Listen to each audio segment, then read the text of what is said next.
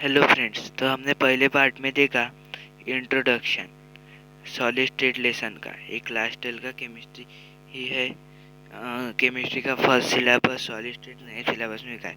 अगर आपने introduction video नहीं देखा होगा तो चैनल पर जाके देख लिया, तो चैनल को सब्सक्राइब कीजिए, लाइक कीजिए और शेयर कीजिए। तो अब देखेंगे हम टाइप्स ऑफ सॉलिड। अगर आपने नहीं देखा होगा इंट्रोडक्शन तो डिस्क्रिप्शन में मैं लिंक दे दूंगा। अब लिखेंगे types of solid. There are two types of solid, namely crystalline solids and amorphous solid. अब सॉलिड तो आपको मालूम है जनरली, जिसमें inter particle force of attraction एकदम स्ट्रांग होता है। उसमें डेफिनेट शेप एंड वॉल्यूम होता है, वो चेंज होता है चेंज इन टेम्परेचर और प्रेशर करने के बाद। अब कांस्टेंट पार्टिकल भी मतलब बताया था पिछले पार्ट 1 में कि जिससे अपना सॉलिड बनता है वो constant particle atom ion molecule हो सकता है। और ये लेसन में वो सब जो कांस्टेंट पार्टिकल है एटम आयन मॉलिक्यूल उसको हम पार्टिकल्स बोलेंगे। Types of solid. There are two types of solids namely there are two types of solids namely crystalline solid, amorphous solid. अब सॉलिड के दो प्रकार होते हैं। पहला प्रकार होता है क्रिस्टलाइन सॉलिड, दूसरा प्रकार होता है amorphous solid.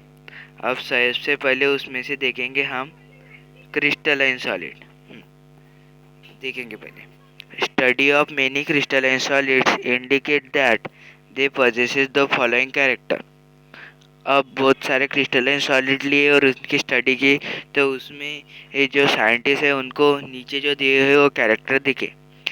There is a regularity and periodicity in the arrangement of constituent particle in crystalline solid.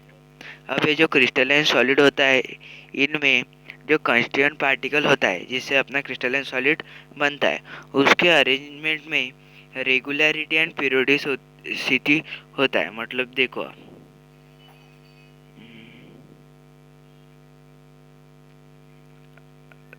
समझो, अपना ये क्रिस्टलाइन सॉलिड है। ये क्रिस्टलाइन सॉलिड है। इसमें जो कंस्टिट्यूएंट पार्टिकल है, ये कांस्टेंट पार्टिकल है, एकदम ऐसे पीरियोडिक एंड रेगुलरिटी एकदम ऐसे एक लाइन से रहेंगे अरेंज ऐसे ऐसे एकदम एक लाइन से। ये एक लाइन, ये लाइन, ये लाइन, ये लाइन, ये लाइन, ऐसे एकदम लाइन से रहेंगे, वो आड़े टेढ़े नहीं रहेंगे क्रिस्टलाइन सॉलिड मध्ये। रेगुलरिटी, रेगुलरिटी मतलब ये जो सीधे सीधे है ये रेगुलरिटी, इसको बोलते हैं रेगुलरिटी, एकदम सीधा। एंड पीरियोडिसिटी मतलब इसमें का और इसमें का जो डिस्टेंस है वो इसमें के और इसमें के डिस्टेंस के बराबर है। सपोज ये 2 3 4, ये चार ये है कांस्टेंट पार्टिकल है क्रिस्टलाइन सॉलिड के। अब पीरियोडिसिटी मतलब क्या होता है, इसमें और इसमें जितना डिस्टेंस है उतना ही डिस्टेंस इसमें और इसमें रहेगा, इसमें और इसमें भी जितना इन दोनों में डिस्टेंस है इन दोनों में मतलब ये अब इसमें डिस्टेंस एक सरी का रहेगा, इसको बोलते हैं पीरियोडिसिटी। इसलिए यहाँ पे बोला हुआ है there is regularity and periodicity in the arrangement of constituent particle in crystalline solid. The ordered arrangement of particles extends over long range. अब ये जो होता है ना इसके पार्टिकल इसको एकदम लॉन्ग रेंज रहती है। मतलब कैसा, अब एक क्रिस्टलाइन सॉलिड है, एक लॉन्ग रेंज होती है, मतलब हम इसको कितना भी बड़ा बना सकते हैं, इतना सा भी बना सकते हैं, ये इतना बड़ा भी बना सकते हैं। इसको बोलते हैं लॉन्ग रेंज। कितना भी बड़ा बना सकते हो, टूटा कितना भी बना हुआ है तो उसको बोलते हैं long range. The order arrangement of particle extends over a long range. हाँ, there is a regularity and periodicity in the arrangement of constituent particle in crystalline solid. Constituent particle जो होते हैं क्रिस्टलाइन सॉलिड में उसमें regularity and periodicity होती है। The order arrangement of particle extends over a long range. उसका जो order arrangement of particle होता है मतलब पार्टिकल का अरेंजमेंट एक के बाद एक के बाद एक, और लॉन्ग रेंज जो हम कितना भी बड़ा अरेंज कर सकते हैं, कितना भी ज़्यादा। क्रिस्टलाइन सॉलिड है sharp melting point, that is they melt eight definite temperature.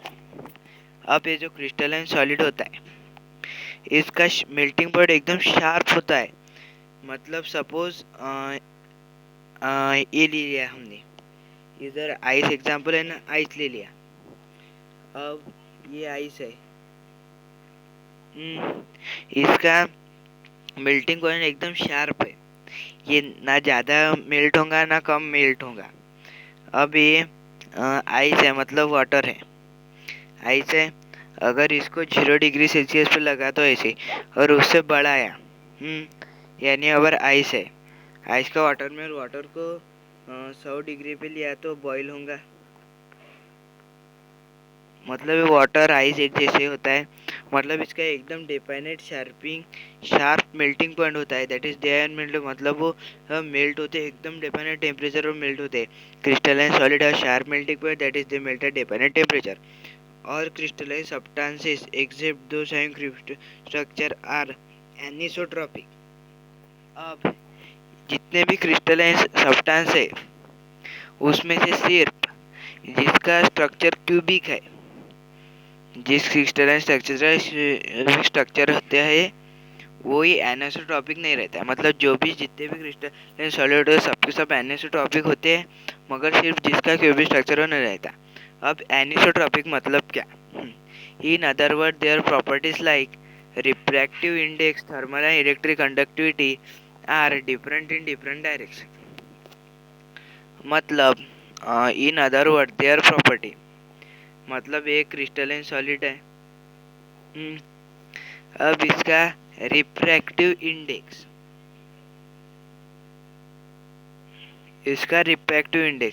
मतलब रिफ्लेक्ट होता है इसमें से लाइन है, ऐसा लाइट रिफ्लेक्ट होता है। Reflective index, thermal and electric conductivity, thermal and electrical conductivity मतलब एक इंसुलेटर है, गुड इंसुलेटर है, या फिर इसमें से चार्ज पास होता है। मतलब thermal and electrical conductivity are different.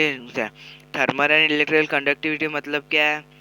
ये गुड कंडक्टर ऑफ इलेक्ट्रिसिटी है या बैड कंडक्टर ऑफ इलेक्ट्रिसिटी, मतलब इसमें से करंट फ्लो होता है या नहीं होता है, ये वाला।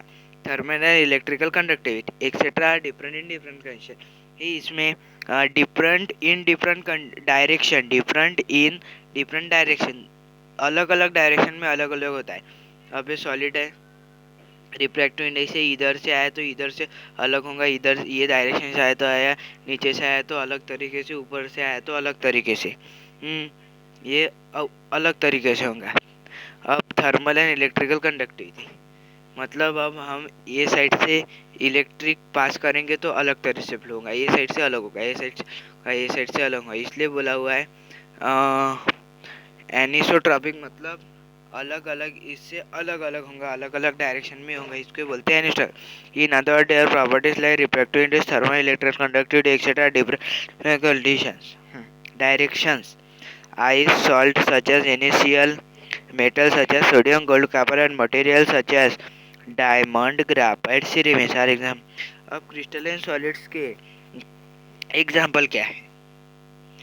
सबसे पहला एग्जाम्पल आता है ice salt such as NaCl। पहला एग्जाम्पल है NaCl, पहला एग्जाम्पल है NaCl। इस NaCl में आइस और साल्ट होता है, और क्रिस्टलाइन सॉलिड मतलब आइस भी होता है, सॉल्ट। क्रिस्टलाइन सॉलिड मतलब जो ऐसे हाथ को ऐसे खरबड़ खरबड़ लगे, जैसे अपना शक्कर हुआ, क्रिस्टल यानी टुकड़े, ऐसे टुकड़े टुकड़े लगे, उसको बोलते हैं crystalline solid. Metal such as sodium, gold, copper. हाँ, अब मेटल कौन कौन से? सोडियम है, गोल्ड है और कॉपर है, ये 3 मेटल क्रिस्टलाइन सॉलिड है। Material such as diamond, graphite, ceramics. अब मटेरियल 3 प्रकार के होते हैं, इस 3 का यहाँ पे एग्जाम्पल दिया। वैसे तो बहुत सारे होते हैं क्रिस्टलाइन का, एक दिया डायमंड, एक दिया ग्राफाइट, एक दिया सेरेमिक्स। ये एग्जाम्पल होते हैं क्रिस्टलाइन सॉलिड के, ये एग्जाम्पल होते हैं क्रिस्टलाइन सॉलिड के। हाँ, एक बार और देखते शॉर्ट में। क्रिस्टलाइन सॉलिड मतलब क्या होता है? उसमें जो कंस्टिट्यूएंट पार्टिकल्स होते हैं, वो कंस्टिट्यूएंट पार्टिकल के अरेंजमेंट में जो होती है वो रेगुलरिटी एंड पीरियोडिसिटी होती है। उनका order arrangement of particle extend long range, उनका जो पार्टिकल का अरेंजमेंट होता है वो बहुत लॉन्ग रेंज तक रहता है। Crystalline solid have sharp melting point that is there. वो क्रिस्टलाइन सॉलिड जो होता है उसको एकदम शार्प मेल्टिंग पॉइंट रहता है, वो एकदम निश्चित निश्चित टेम्परेचर पर ही मेल्ट होता है। All crystalline substance except those having cubic structure. अब ये जो सबके सब क्रिस्टलाइन स्ट्रक्चर होते हैं, सबके सब एनिसोट्रॉपिक होते हैं, सिर्फ जिसका क्यूबिक स्ट्रक्चर नहीं होता वो नहीं होता है। अब इस पे एमसीक्यू आ सकती है एक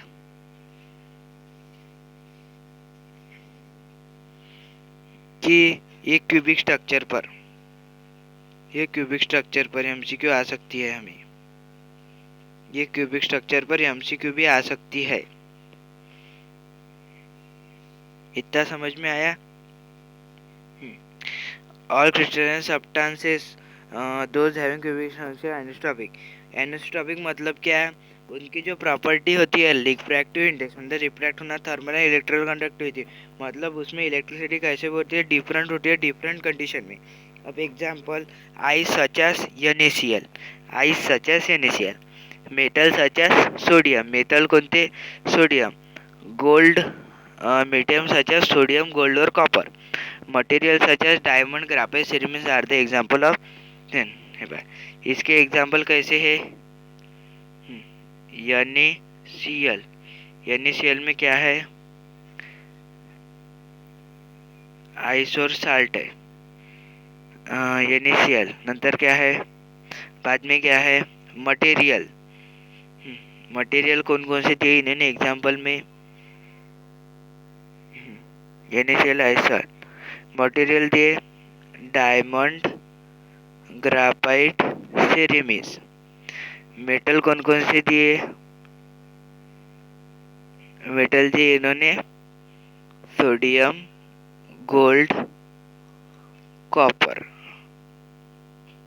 सोडियम, गोल्ड और कॉपर, इतने मटेरियल दिए इन्हें।